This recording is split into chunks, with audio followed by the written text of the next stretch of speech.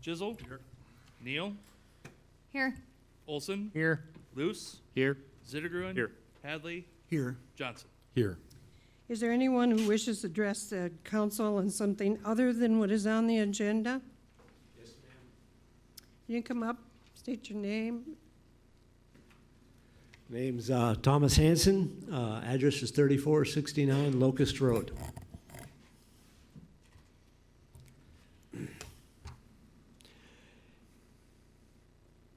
Okay? Yeah. Okay. In August of 2019, I came before the City Council for the second time that year to request to fly flags on the city light poles for an event, this time our Constitution Day Parade. I was told, however, by Mr. Luce that the Gadsden flag was a warrior flag, and by Ms. Neal that the Betsy Ross flag was racist. The council then set about writing and adopting a new flag policy in February of 2020, which banned every public group's flag except the LGBT pride flag. I found this ridiculous, especially being part of a group that adamantly defends the Constitution, the First Amendment, and the LGBT's community's right to fly the pride flag and have a parade under it.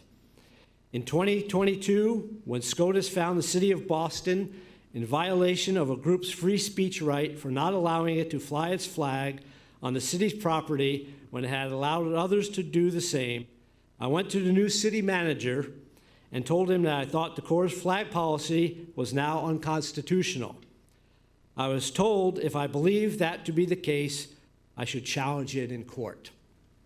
So on September 16th of this year, I did just that by attaching one flag to the light pole flag mounting brackets directly mentioned in the city's flag policy and another on a pole strapped to the light pole. The city refused to give me a citation on the flag placed on the mounting brackets, even though I asked for one, and charged me with blocking the sidewalk and defacing the pole on the other. 10 minutes before the trial started, the city changed the charge to not getting a sidewalk dining and retail sales permit. The new trial is scheduled for the 18th of December. You laid down the gauntlet at my feet. I accept it. If you think your flag policy is sitting on such a solid foundation, stop wasting the taxpayer's dollar trying to run and hide from the challenge to it. And if anybody wants to see the video of this event, it is on police body cam. I have it, and I will give it to anybody that wants to see it. Thank you very much. Thank you. Consent agenda? Item A, minutes of the October 16th, 2023 meeting. B, claims. C, tobacco permit, Decorah Mart, change of ownership. D, new Class E liquor license, Decorah Mart, new owner. E, renewal Class C retail alcohol license with outdoor service, The Landing Market. F, change order number 1 for the Decorah Alley Improvements Project. G, pay application number 3, final for the Decorah Alley Improvements Project. H, resolution accepting the Decorah Alley Improvements Project as complete. I, change order number 1 for the Decorah 2023 Street Improvements Asphalt Resurfacing Project. J, change order number 2 for the Decorah 2023 Street Improvements Asphalt Resurfacing Project. K, pay application number 4, final for the Decorah 2023 Street Improvements Asphalt Resurfacing Project. L, resolution accepting the Decorah 2023 Street Improvements Asphalt Resurfacing Project as complete. M, resolution accepting the recreational trail and utility easement at 1316 Bluegrass Drive. And N, resolution dedicating right-of-way at the corner of Claiborne Drive and Hively Street. Motion to approve the consent agenda? Second. Motion made by Olson, seconded by Luce. Discussion? Hearing none. Roll call. Olson. Aye. Luce. Aye. Chisel. Neal. Aye. Zittergruen. Aye. Hadley. Aye. Johnson. Aye. Motion carried. Consider resolution designating accessible parking stalls near the intersection of Broadway Street and Winnebago Street. Can you give us some background on that, please, or one of you? Yes. So City Code 1084-20, designation of parking places requires parking stalls, or excuse me, accessible parking stalls to be established by resolution of the council. After the intersection work at Winnebago and Broadway, we've had reported bus traffic having difficulty handling the right-hand turn from eastbound Broadway onto northbound Winnebago when a vehicle is parked on that east side of Winnebago. So what staff proposes designating that spot as a handicap accessible parking stall. So this way it would be allowed to be utilized as a space on Sundays by those using or having a placard. And anticipated that the space would not be utilized during the week while bus is making that turn. So during the discussion at the October 2nd meeting, it was also discussed having a handicap accessible parking stall on Broadway, that corner by the church there as well. So this resolution has those two parking stalls stated. Motion to approve the resolution? Motion made by Olson, seconded by Chisel. Discussion? I appreciate the recommendation. I'm just curious, is this a state requirement that we discuss the allocation of parking spots, or is it a local ordinance? So local ordinance puts it as a resolution of the council to identify. However, federal law under ADA has something to do with the number of accessible parking stalls in a downtown district specific, right, Jeremy? Yeah, the state code? Okay, so there is a provision in there that you must have so many of them in your downtown district, but our code requires that council establishes them by resolution. Handicap spots. Correct. Yeah. Okay, thanks. Any other discussion? Roll call? Olson, Aye. Chisel, Neal, Aye. Luce, Aye. Zittergruen, Aye. Hadley, Aye. Johnson. Aye. Motion carried. Consider amendment to Fire Training Facility 28E agreement. You want to give some background on that too, please? Yeah, so the proposed amendment to the 2080 between the city, Winnebago County, and the Decorah Volunteer Fire Department was drafted by Andy Vandermotten as the county attorney, and this amendment allows for agencies outside of Winnebago County to be able to utilize the facility, and also allows the fire department to be able to collect a fine, excuse me, too much of that tonight, fee for that use. The city has to consider approval at its core because it is a part of the three-way 28E agreement, but it really doesn't have any bearing, any direct costs associated with the city. You maybe heard Mike as he was leaving saying that the county supervisors did approve it unanimously this morning. Do we allow, is this discussion time? Nobody's made a I move motion. to approve the amendment. Second. Okay, motion made by Chisel, seconded by Neal. Discussion. So the Decorah Volunteer Fire Department as an entity would be establishing its own fees. The police department doesn't establish their own fees. The Parks Department doesn't set their own fees. It feels like this is out of precedent. So there's a little different scenario where when I say the Decorah Volunteer Fire Department, DVFD, they are a separate organization outside of the city's organization. And the county itself is the land that it sits on. So the city as an organization has no ownership in the fire training facility, nor the actual structure, the land or the structure itself. The city doesn't have any direct ownership of it. Nothing else? Who would, I mean, I'm sure that West Union has liability insurance for training purposes, but I just want to ensure that our attorneys reviewed this for potential liability concerns for the city, given that even though we may not technically control or own the property, we certainly control some of the ongoing activities there. It's our organization doing some of the work there. And so I just want to ensure that, that this has been reviewed to protect the city's interests from a liability standpoint.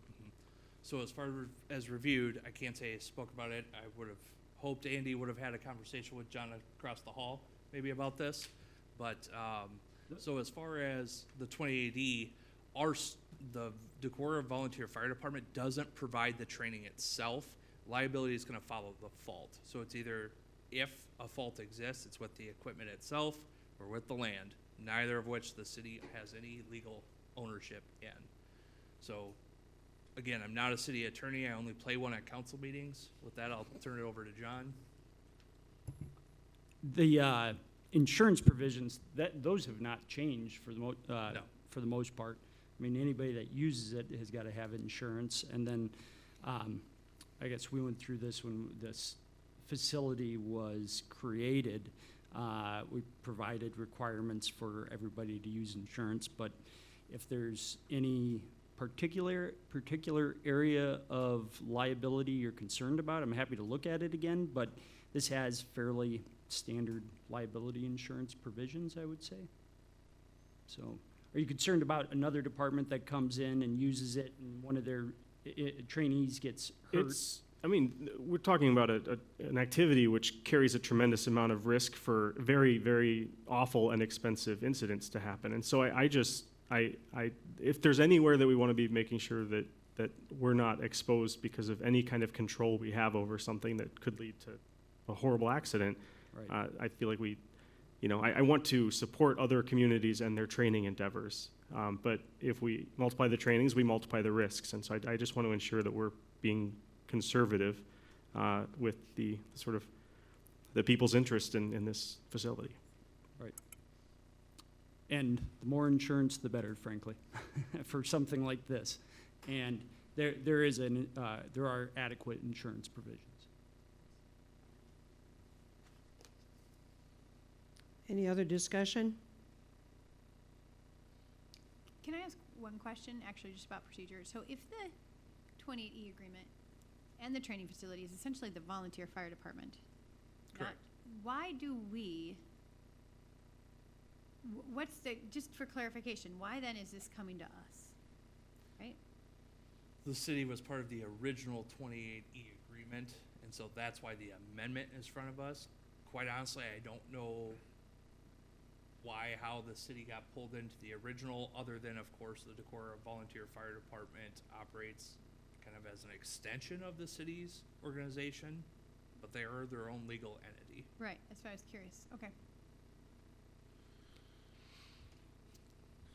And how are we to be assured that our department isn't actually doing the training? I mean, that seems to be where it's problematic, is if we're, who does come to our facility and train our people? Do we have state people, or do we?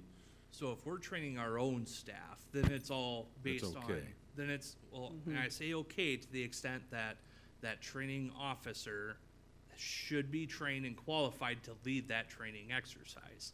So that's all gonna be based on, kind of like a management. We gotta make sure that we have the people training are well equipped. So we make sure that our staff are not training others because their equipment might be different, whether it's their SCBAs, their turnout gear, their self-rescue devices. If another department's in here training, they need to coordinate that effort. Our staff, or excuse me, the Decorah volunteers will be on site, but they are not hosting the training. And that's very clear in their head too, that they understand that they aren't charging for that purpose. They're just charging for use of the facility to another department to come in to do training among themselves or with an outside trainer. Right. I will reiterate that, but Okay. yes. Okay. That would be good to have that clarified. Any other discussion? Roll call? Chisel? Aye. Neal? Aye. Olson? Aye. Luce? Aye. Zittergruen? Hadley? Aye. Johnson? Aye. Motion carried. I'll note vacancies on Telecommunication Board and Human Rights Commission. Anything else? Okay, Is there time for the? One vacancy qualifications It- to be in? Well, they've been, actually, I think that they have been ongoing, I think, haven't they? Two on human rights? Pardon? Are there two on human rights? Just the One. one, right? One in human rights. One on each? When Melissa leaves in February, that's when you're thinking, Melissa's going to be off of it, Oh, but she's okay, not. okay. Yeah, she's still on till February. I Okay, think sorry, it thank is. you. Okay. City man? January, actually. We moved January? that up. Yep. Oh, yeah, January. City manager report. I don't, Alright. do we want to hear? All right, so, we are entering budget season right now. I attended a Iowa League of Cities budget workshop down in Cedar Rapids last week on Thursday. You know, all good things, all good things. That's a lie. So, on Wednesday, late afternoon, the assessment limitation, which most people know as rollback, was announced. So for residential properties, we will see a rollback calculation of 46.34%, down from 54.65, which that 54.65 was their redo. So even before that last year, it was 56.4 and some change. This drop from 54.65 down to 46.34 is the single largest drop in my lifespan. What, in terms of hard dollars based on last year's incoming, what would that do to our? I gotta see what those valuations are gonna come back. I'm given till Wednesday, If we use last year's valuation, just so we could do a year-to-year comparison. so I can't do dollars, but I'll get to an average.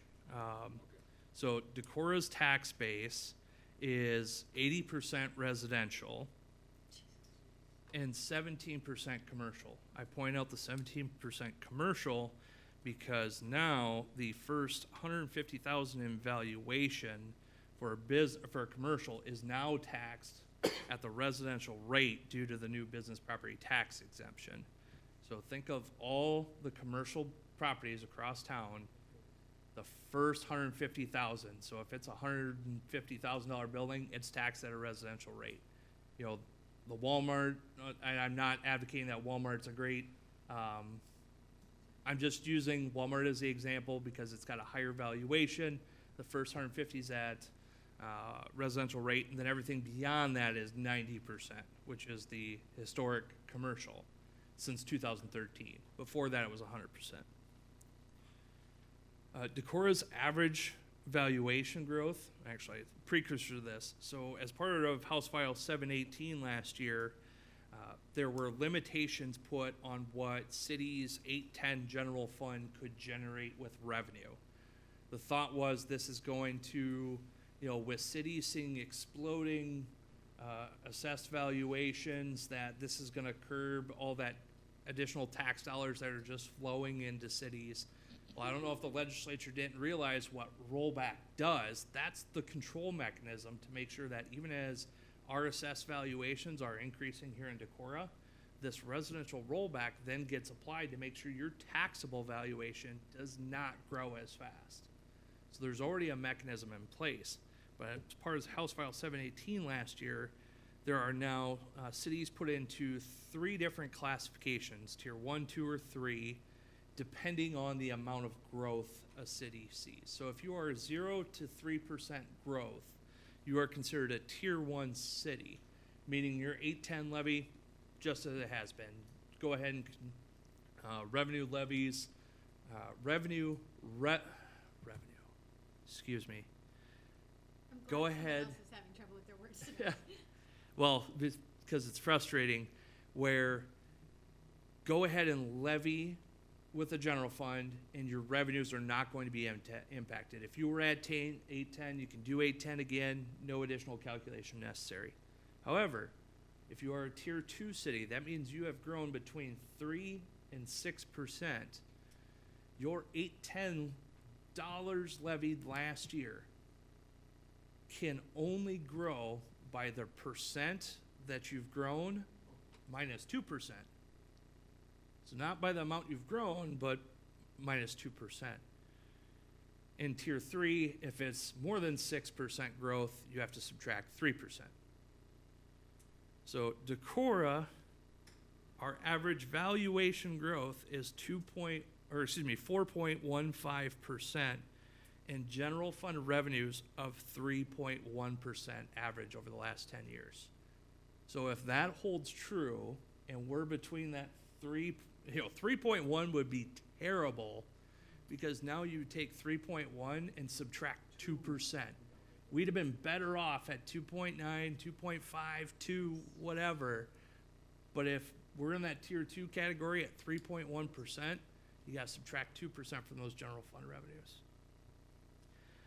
This is all as part of that ratcheting down as part of House File 718 of the general fund revenues. According to the Iowa League of Cities research, the average city, as a result of House File 718 and other property tax changes last year, average city will need to see an increase of value by 17.1% in valuation to have the same revenue as the year before. And I say additional legislation because there's the veterans tax exemption was expanded dramatically. There's now a new homestead tax exemption for if you're over the age of 65. If at least one homeowner is over the age of 65, you have an additional exemption that you don't have to pay property taxes on. And all of these are unknown at this point as what our actual impact's going to be. But next year's gonna be rough. Next year's budget is going to be rough. Not until I get that number from Ben, and I'm giving Ben, he's got something big tomorrow. So giving him a little leeway till I get some numbers from him. But yeah, it's not looking great. So you do have something positive that you could Yeah, tell us? as a reminder, the fourth Monday of this month, 11/27, we have the goal-setting session. I'm still working with Upper Explorer Land as to the exact start time on that, but of course, it'll be around our typical 5 o'clock start time would be my assumption. So again, that would include all sitting members of council as well as those council members elect. So that's your good news? That's my good news. It's the best I could do. Oh, let me think. What's that? Oh, that'll be a public meeting. Okay. Carrie? Anything? Doesn't take much. Let's see. Do we have anybody at the table? Does anybody at the table have anything? Okay. Kirsten? Two quick things. Tomorrow is Election Day. For those people that have not got out and voted yet in early voting, please go out and vote tomorrow. I will be there to greet you at Good Shepherd Church as I'm working in the election poll there.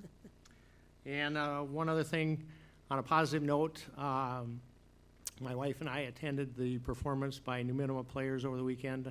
I would like to send out a congratulations to them. That was their 200th performance since they started back in 1975.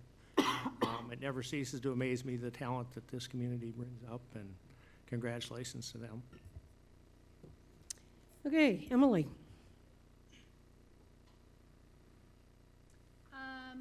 I would just like to reiterate Kirsten's comment about voting tomorrow. Polls are open from 7 a.m. to 8 p.m. And I also, with press in the audience, just want to make sure, last time Tom spoke at council, there was a lot of inconsistencies and inaccuracies in what he said. And for the record, I'd like to say that there are a lot of inaccuracies in the things that he said.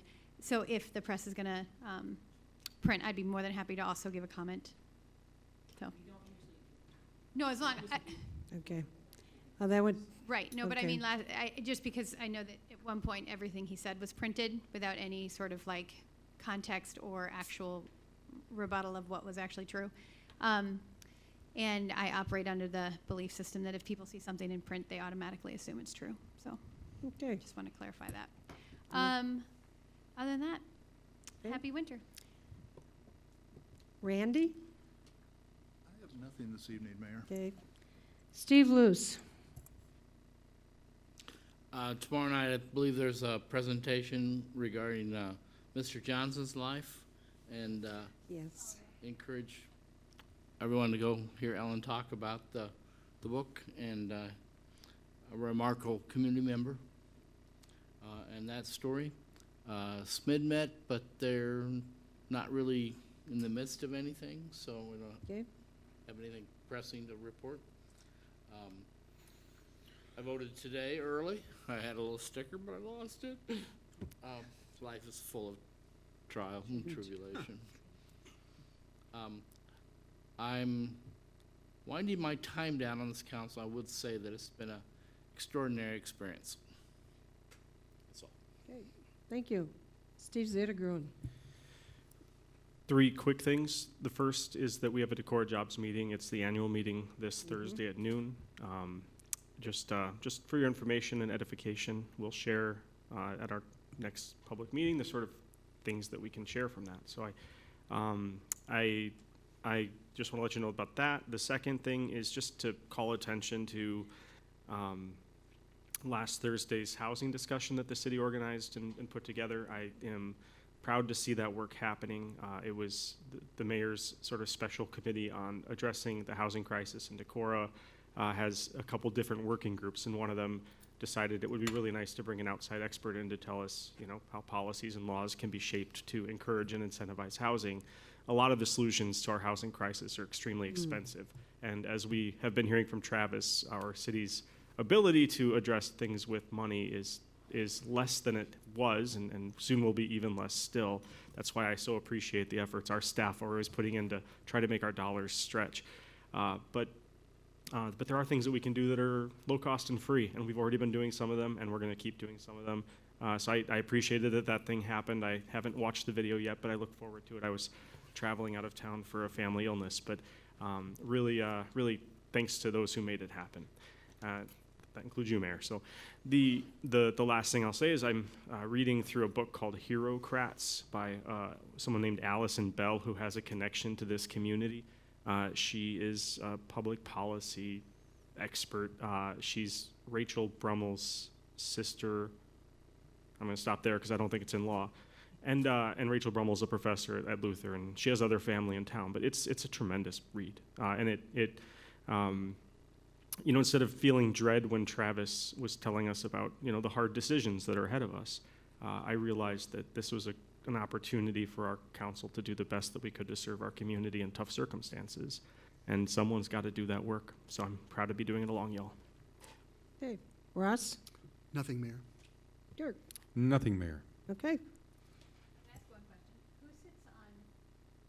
Who's in charge of the kiosks downtown? Downtown Decorah betterment. Right, betterment. Okay. And have they talked about the kiosks? Because I think that was supposed to come up, and I'm curious what the report on those are. They have talked, and Smith has also talked, and Betterman has talked again, and Smith has also talked, and a lot of talking. Is there any gentle nudging? Gentle nudging, yes. Ideas being floated out about what could be done with them. We will continue to work with our different partners to see what we can get done with the kiosk. Thank you. Okay. Move for adjournment. So moved, Thank you. so moved. Thank you.